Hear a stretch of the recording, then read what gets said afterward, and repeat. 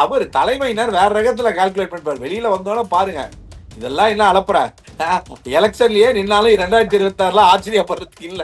Open tender offer விட்டுருப்பாங்க. அதாவது நான் அதை தரேன், டிவி தரேன், ஃப்ரிட்ஜ் தரேன், வாஷிங் மிஷின் தரேன், கிரைண்டர் தரேன், ஏன் என்ன வேணாலும் தரேன், தயவு செய்து இந்த ஷோக்கு சினிமால இருந்து இருக்கிற யாராச்சும் வாங்க வாங்க வாங்கன்னு கூப்பிட்டு டயர்டா இருப்பாங்க.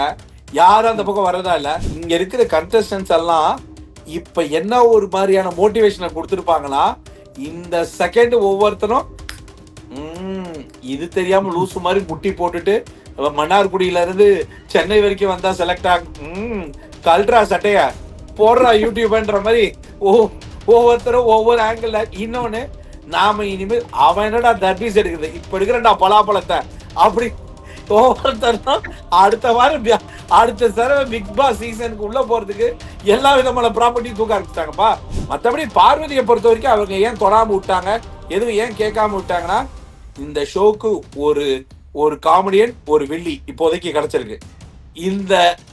இந்த வாரத்திலேயே ஏதாவது நாம சொல்ல அது இன்னும் ஓவர் காண்டாகி சீக்கிரமா எலிமினேஷன் ப்ராசஸ்க்கு இதுவே எஸ்கலேட் ஆயிடக்கூடாதுன்றதுனாலதான் கம்ருதீன் அப்புறம் இன்னும் 1-2 பேரை மட்டுமே லைட்டா தட்டிட்டு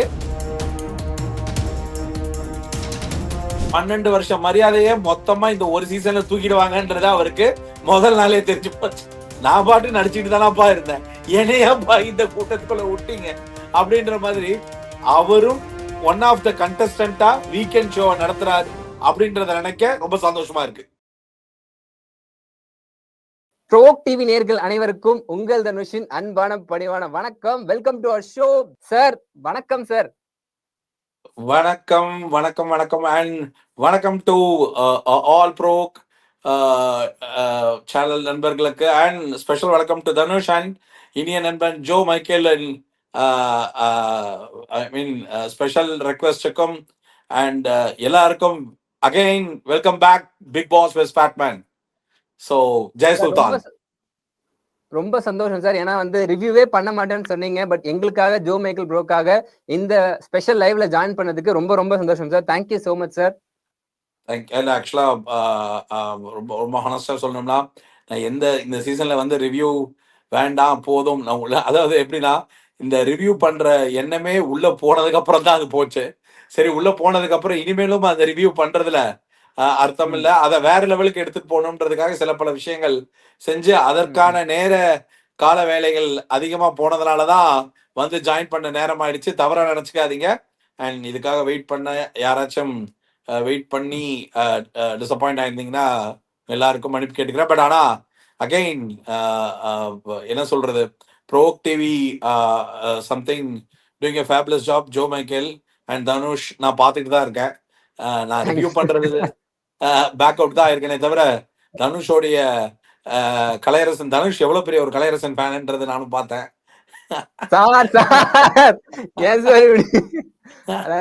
சார் என்னைக்குமே நீங்க தான் சார் ஓஜி பிக் பாஸ் ரிவ்யூவர்னா, என்னைக்குமே நீங்க தான். ஜோ மைக்கேல் சொல்லியிருக்காரு, நம்ம எல்லாத்துக்குமே தலை அவர் தான் ஓஜி ரிவ்யூவர் அப்படின்ற மாதிரி உங்களை தான் சொல்லுவாரு எப்பயும். அவர் அது நட்பின் மரியாதை கொண்டு அவர் சொல்லியிருப்பார். பட் ஆனா எல்லாருமே நீங்க உட்பட உங்களுடைய கருத்துக்கள் மக்களை ரிலேட் பண்ணி எப்ப அது கனெக்ட் ஆகி அத மக்களுடைய கருத்துக்கள் மாதிரியே கன்வே எப்ப பண்றோமோ அவங்கதான் அந்த விமர்சனத்துக்குரிய ஆட்கள். அதுல ஒரு சில மக்களை சம்பாரிச்சு வச்சிருக்கேன்னு நினைச்சு சந்தோஷப்படுறேன். அண்ட் சோ ஷோக்குள்ள போலாமா? எஸ் சார், ஆரம்பிக்கலாம் சார். பிக் பாஸ் சீசன் 9 எப்படி சார் இருக்கு? எதிர்பார்க்காத எதிர்பாருங்கள் போன சீசன் சொன்னாங்க. இப்போ ஒண்ணுமே புரியலன்னு ஆரம்பிச்சாங்க. எப்படி இருக்கு சீசன் 9? அயோக்கிய பயலுக்கு அத்தனை பேரும் ஒண்ணு சேர்ந்த கூடாரத்துல என்னை ஏன்டா விட்டுட்டீங்கன்ற எண்ணத்தோட துடிச்சுக்கிட்டு இருக்கேன்.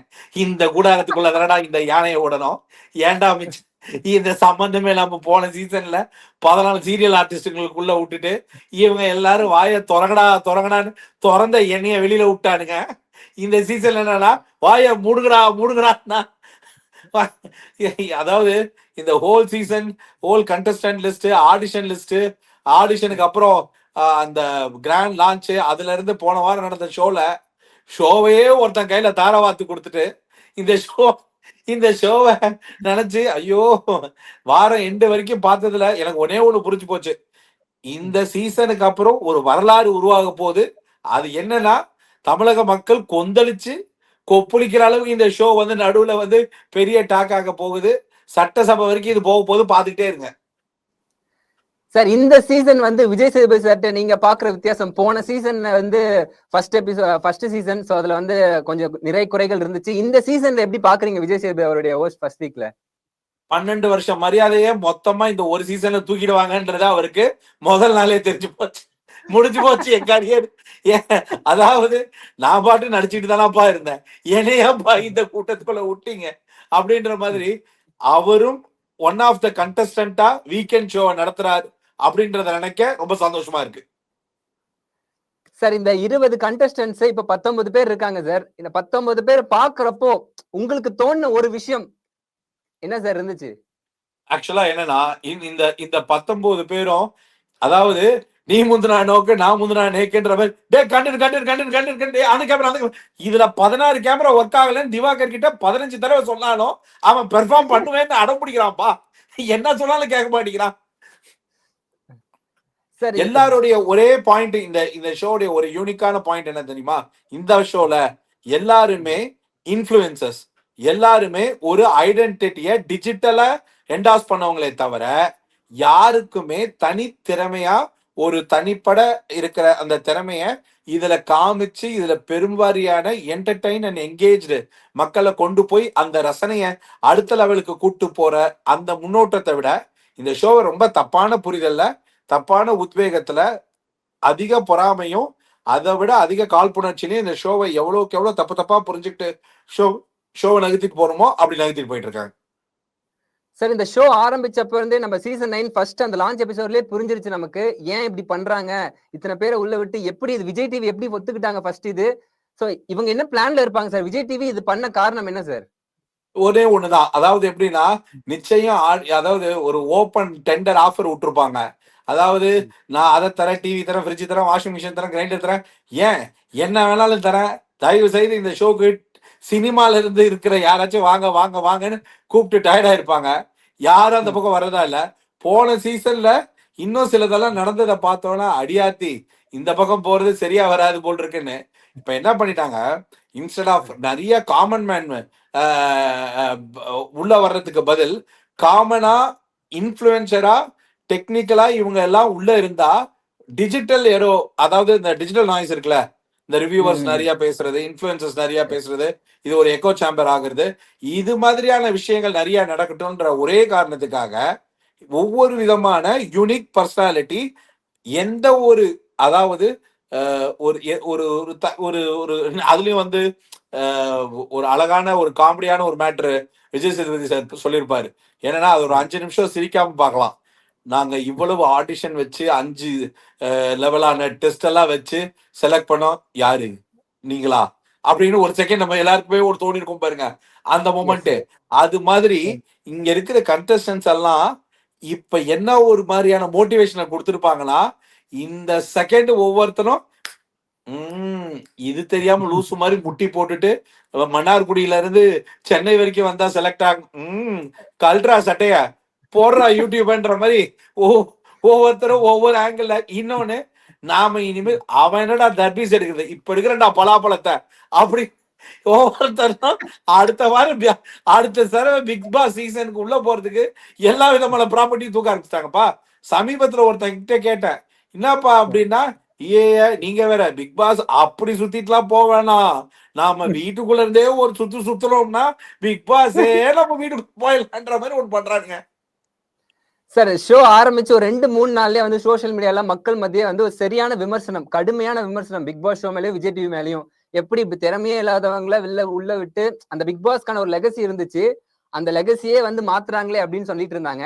அது தெரிஞ்சும் ஏன் விஜய் டிவி மறுபடியும் அதை என்டோஸ் பண்ற மாதிரி வந்து திவாகருக்கு ஏத்த மாதிரி டாஸ்க் வைக்கிறது, நடிப்பு அரக்கனை தூண்டுற மாதிரி மார்னிங் டாஸ்க் வைக்கிறது, அது பண்ண காரணம் என்ன சார்?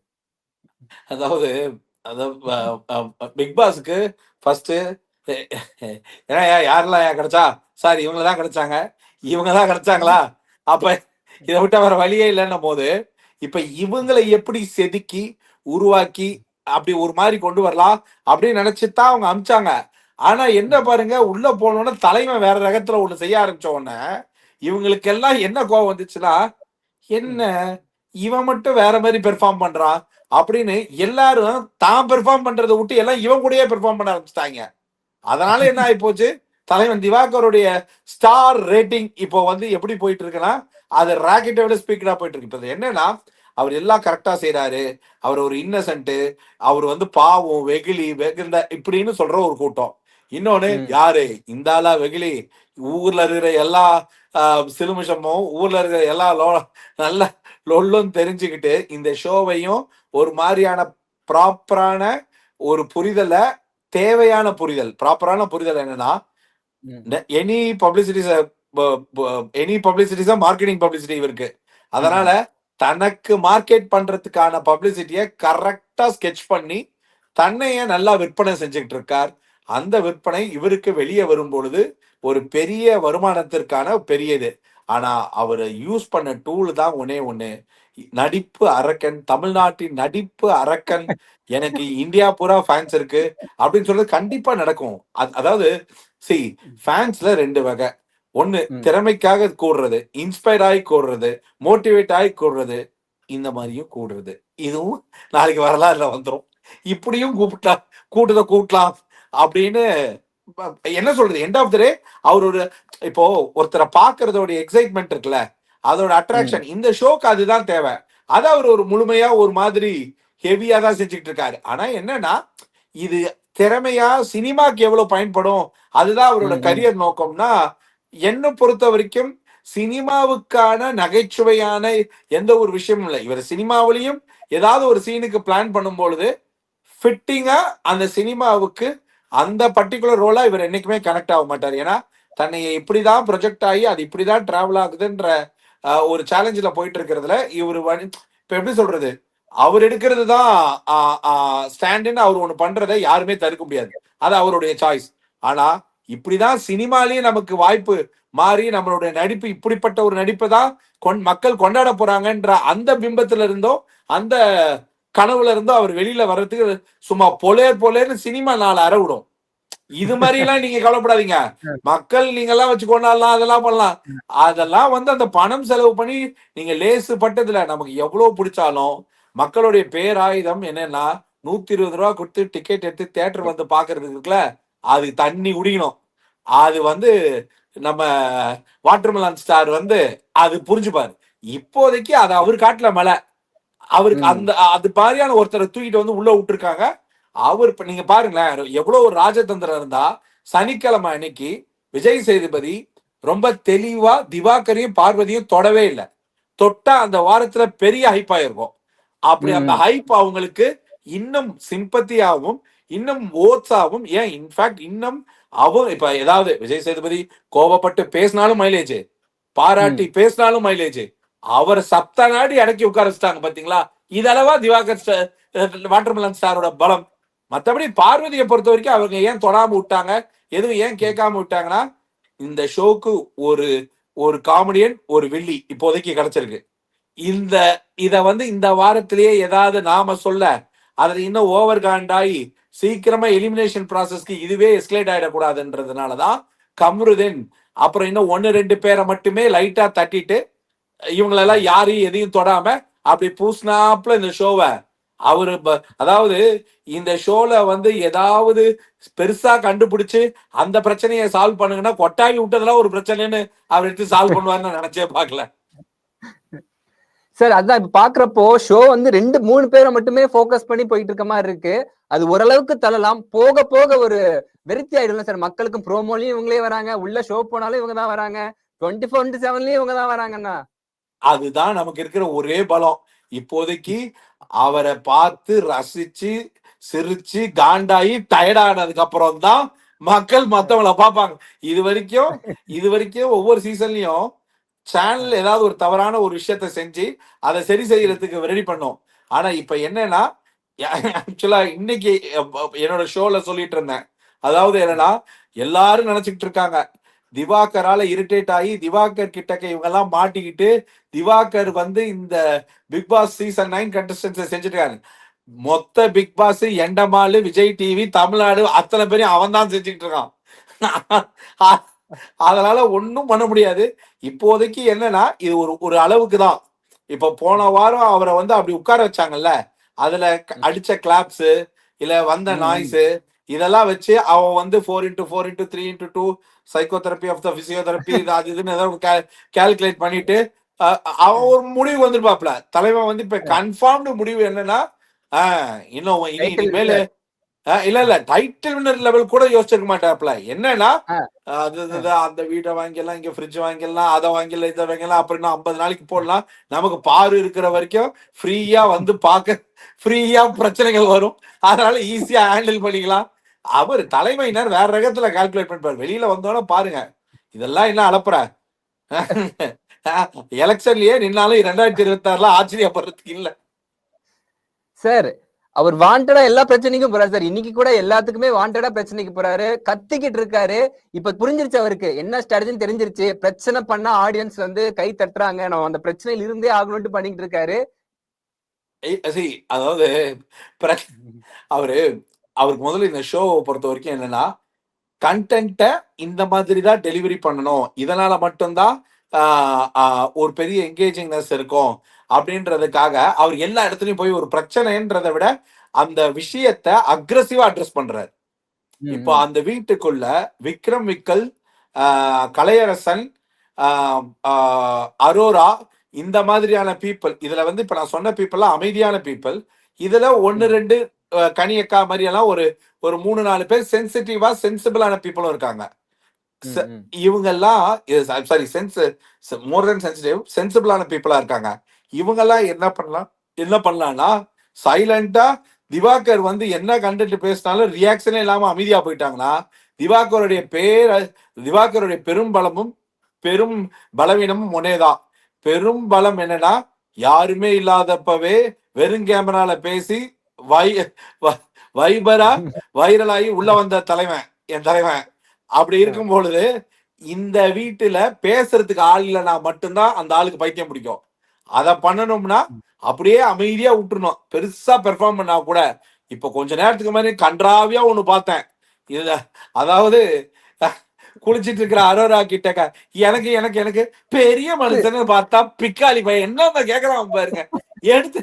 எடுத்து அடிச்சேன்னா தப்புன்னு இந்த ஷோவை பார்த்து இதுல என்ன ஆகும்னா வெளியில சில பேர் ரொம்ப சீரியஸா அதாவது மன உளைச்சலா இருக்குங்க, என்னங்க இப்படிங்க அப்படிங்க, இதெல்லாம் இல்ல, இதெல்லாம் ஒரு நல்ல ஸ்ட்ரெஸ் பஸ்டர் தான். ஆனா அது அந்த பாயிண்ட் ஆஃப் வியூல தான் பார்க்கணுமே தவிர இதெல்லாம் பார்க்கும்போது காண்டாதான் இருக்குது. பாருங்களேன், அதாவது இது அரோரா எனக்கு கிஸ் கொடுத்துட்டா அதனால டீலக்ஸ்க்கு வந்து ஃப்ரீ நீ வாப்பா உன்னை வாயிலே 4 சப்புன்னு வச்சு வெளில அனுப்புற. அது என்னன்னா இந்த ஷோல இப்போ எல்லாருக்கும் ஒரு ஒரு மாதிரி மைண்ட் செட் ஆகி போச்சு. நம்ம இப்ப இந்த ஷோல நம்ம இப்படி பேசினா இதுதான் நம்மள டிராவல் பண்ணி கூட்டு போகுதுன்ற ஒரு மைண்ட் செட் ஆகி போச்சு. அதனால எல்லாம் அவுத்து விட்ட மாதிரி பண்றாங்க. அதுல குறிப்பா Kamarudhan, Parvathi, to an extent Praveenraj and FJ, இவங்க 4 பேரும் மட்டும் ரம்யா இந்த சைட்ல சொல்லணும்னா டெம்பரமெண்ட்டை லூஸ் பண்ணி கேம்குள்ள ஆன் அண்ட் ஆஃப் ஆகிட்டே இருக்காங்க. இது ஒரு விதமா இது எப்படி ஆகும்னா ஷோ வந்து ஒரு பாயிண்ட் ஆஃப் டைம்ல இவங்களை வச்சு கேமை நகர்த்தணும், மிக்சர் டேஸ் நகர்த்திட்டு போனோம். இதுக்கு நடுவில் இந்த மிக்சர் கண்டஸ்டன்ஸ்ல யாராச்சும் ஒரு மாதிரி நைஸா அப்படியே உள்ள பூந்து போயிடலான்னு பார்ப்பாங்க. அப்படி அந்த மாதிரியான கண்டஸ்டன்ஸ் சாதாரணமா ஒரு 25-30 நாள் டிராவல் போயிடும். ஸோ அதெல்லாம் நிறுத்தி இப்ப இப்படி வெளில கொண்டு வரணும்னா இப்ப இந்த வாரம் நாமினேஷன்ஸ் பார்த்தேன். இந்த வாரம் நாமினேஷன்ஸ்ல மொத்தமே வீட்டுல 18 பேர், அதுல 14 பேர் பார்வதி குத்திருக்காங்க. நீங்க சொல்லுங்க தனுஷ், 14 பேர் குத்திருக்காங்க. அதுக்கு அடுத்த பயங்கரமான கண்டஸ்டன்ட் யாருன்னா திவாகர். இவங்க 2 பேர் தான் மேஜர். வீட்டுக்கே இவங்க 2 பேரையும் பிடிக்கல. ஆனா என்ன ஆகும், இவங்க வெளியில போறாங்களா? கிடையாது, வாய்ப்பே கிடையாது. இவங்க 2 பேரையுமே வெளியில போக மாட்டாங்க. இதுல திவாகர் போகாதது அட்லீஸ்ட் உறுதியான ஒரு மேட்டரா இருந்தாலும் பார்வதியை பொறுத்த வரைக்கும் 100% போக விட மாட்டாங்க. அதுக்காகவே இந்த தடவை வந்து அப்சராவை கண்டிப்பா காலி பண்றாங்க அன்டவுட்டட்லி. அப்சரா அப்படி அது மீறி கண்டென்ட் கொடுத்துட்டாலும் அவங்க இங்க உசுரை கொடுத்து அவ்வளவு பெரிய பிரச்சனை நடந்தப்பவே என்னன்னா அவங்க அந்த வீட்டுல ஸ்ட்ரெயிட்டா லைட்டிங்ஸ் ஏதாவது வேணும்னா அவங்க இப்படி கையை இப்படி திறந்து இப்படி எடுத்துட்டாங்கன்னா வந்துடும். அந்த அளவுக்கு ஒரு உயர்ந்த இடத்துல இருக்காங்க. அவ்வளவுதான். சார் இப்போ போன சீசன்ல வந்து ஷோவோட கொஞ்ச நாள்ல வந்து முத்துக்குமரன் டைட்டில் வின்னர் சொல்லியே பாதியிலே பிக்ஸ் ஆயிடுச்சு, டைட்டில் வின்னர் ஆயிட்டாங்க. அதே மாதிரி 3வது நாள்லயே வந்து சபரி வந்து டைட்டில் வின்னர் ஆயிடும். அப்படி சபரி எல்லாருக்கும் உதவுறாரு, தண்ணி டாஸ்க் வருது, தண்ணி எல்லாருக்கும் புடிச்சு கொடுக்குற அப்படின்னு சொல்லிட்டு அவரை வந்து டைட்டில் வினரா சொல்லிட்டாங்க. இது எப்படி சார் பாக்குறீங்க? இப்பவே குத்திட்டாங்க, டைட்டில் வினர் ஆக வாய்ப்பு இருக்கா? இது வந்து எப்படின்னா, இது வந்து ஒரு போன சீசன்ல அப்படிப்பட்ட ஒரு பேரை வந்து அத அத கிரியேட் பண்றதுக்கு, அந்த மாதிரி ஒரு பேரை கிரியேட் பண்றதுக்கு திறமை மட்டும்தான் காரணமா இருந்துச்சு. ஒரு ஒரு ஒரு ஒரு ஒருத்தரோட பெயரை உச்சரித்து இந்த இந்த நபர் வெற்றி பெறதுக்கான விஷயம். ஏன்னா அதுல திறமை, சாதுரியம், பேச்சாற்றல், அதுக்கப்புறம் கவனம், அது எல்லாத்துக்கும் மேல இந்த விளையாட்டின் மீது அதிக புரிதல், அதுக்கப்புறம் கேள்வி ஞானம், இது எல்லாத்துக்குள்ளேயும் வட்டத்துக்குள்ள வந்த இத்தனை ஆற்றலின் அடிப்படையில் ஒரு ஒரு ஒரு வெற்றியாளரை ஐ மீன் கணிக்க முடிஞ்சது. இந்த தடவை என்ன ஆப்ஷன்லன்னா, அதாவது யோ எவனாச்சும் சபரி பேரையாச்சும் சொல்லி வைங்கயா, ஏன்னா என் பேரை எவனும் சொல்ல மாட்டான், அதாவது இல்லன்னா திவாகர்னு முடிவு கட்டுருவானுங்க, டப்பால்னு சொல்லி வைங்கயான்னு. ஏன்னா ஏண்டா இப்ப சமையல் போட்டவங்களும் தண்ணி புடிச்சு கொடுத்தாலாம் வெற்றியா? ஏண்டா இதுதான் இந்த ஷோவோடைய டைட்டிலுக்கான அதிகபட்ச எலிஜிபிலிட்டியா? அது நம்ம ஹோம் ப்ராடக்ட், பல சந்தேகங்கள் வரதான் செய்யும். என்ன பண்றது, எம்ஏ பிலாசபின்னு சொல்லிட்டு இன்னும் 2 வாரம் தள்ளுவோம். சார் இப்போ இருக்க கண்டஸ்டன்ஸ்க்கு வந்து எந்த ஒரு வாரம் முடிஞ்சிருச்சு, திவாகர் சாருக்கு கிளாப்ஸ் யாரும் எதிர்பார்த்திருக்க மாட்டாங்க, ஆடியன்ஸ் உள்ள இருந்தவங்களே வந்து ஒரு மாதிரி வந்து கன்ஃபியூஸா இருப்பாங்க. இப்போ இந்த வீக்கோட கேம் பிளே எப்படி இருக்கும்னு நினைக்கிறீங்க சார்? உள்ள இருக்க கண்டஸ்டன்ஸோட கேம் பிளே எல்லாம் இப்போ கண்டஸ்டன்ஸ்ல ஒரு 4 பேருக்கு கேம் மேல கவனம் இருக்கு. லைக் ஒரு ஒரு ஒரு மாதிரியா ஒரு கேம் கிடைக்கும், அந்த கேம்ல ஸ்கோர் பண்ணிடலாம் அப்படின்ற பிளேயர்ஸ் பாத்தீங்கன்னா, ஐ மீன் எப்படி சொல்றது, சபரிக்கு ஒரு அந்த அந்த இன்டென்ஷன் இருக்கு, விக்ரம்க்கு இருக்கு, எஃப்ஜேக்கு இருக்கு, அண்ட் அது யார் சொல்றது, அந்த இன்னொரு பர்சன் ஆதிரை சார், ஃபீமேல்ஸ்ல வந்து ஆதிரை, சுபிக்ஷா, கனி, அதுக்கப்புறம் வியனா கூட அதை அட்டம் பண்ண அரோரா மாதிரியோ இல்ல மத்தவங்கள மாதிரியோ இல்ல, அண்ட் கெமி இவங்கள மாதிரி இந்த இந்த கேம் முனைப்பா டாஸ்க் இல்லைன்னு. ஆனா இவங்க எல்லாருடைய கேவலமான ஒரு விஷயம் வெளியில என்ன எக்ஸ்போஸ் ஆகி போச்சுன்னா, இவங்களோட ஐக்கியவும் இவங்களுடைய புரிதலும் வந்து ரொம்ப கன்றாவியா இருக்கு அப்படின்றத மட்டும் கிளியரா தெரிஞ்சு போச்சு. இப்ப இவங்களுக்கு ஒரு விஷயம் சொன்னா அந்த விஷயத்துல இருந்து கேள்வி கேட்க தெரியல. இப்ப இன்னொன்னு, சபரி வந்து ஃபேக்கா ஒரிஜினலா, பார்வதி கண்டென்ட் குயினா, இல்ல இதெல்லாம் வந்து ஒரு பிளேயர் அனலைஸ் பண்ணிட்டு, இப்ப விக்ரம் விளையாடுறது ஒரு ஸ்மார்ட் கேம், கனி விளையாடுறது ஒரு ஸ்மார்ட் கேம். இந்த ஸ்மார்ட் கேம் புரியறதுக்குள்ள இவங்க ஒரு 40-50 நாளைக்கு இவங்களை தூக்கிட்டு போய் விட்டுறக்கூடாதுன்னு ஒரு அறிவோட விளையாடணும்ல, அந்த அறிவு இல்ல. இப்ப இன்னைக்கு பார்வ வந்து இப்ப எப்படி சொல்றது, கன்னி மேல இருக்கிற வெஞ்சன்ஸ்ல இவங்க வந்து ஒரு கன்னிங்கான கேம் விளையாடுறாங்கன்னு சொல்றதெல்லாம் வந்து எப்படின்னா, நமக்கு கேட்கும் பொழுது பார்வ மேல இருக்கிற அவர்ஷன்ல இந்த பொண்ணு பாரு எல்லாத்தையும் தப்பு தப்பா பேசிட்டு இருக்கு, கண்ண மேனிக்கு கடுப்பை கலப்பிக்கிட்டு இருக்கு, அப்படி இப்படின்னு இப்படி எல்லாம் இருக்கும். ஆனா நிஜத்துல என்னன்னா, இந்த மாதிரியான ஒரு வில்லன் ரோல் பிளே பண்றது அந்த வீட்டுக்குள்ள ரொம்ப கஷ்டம்.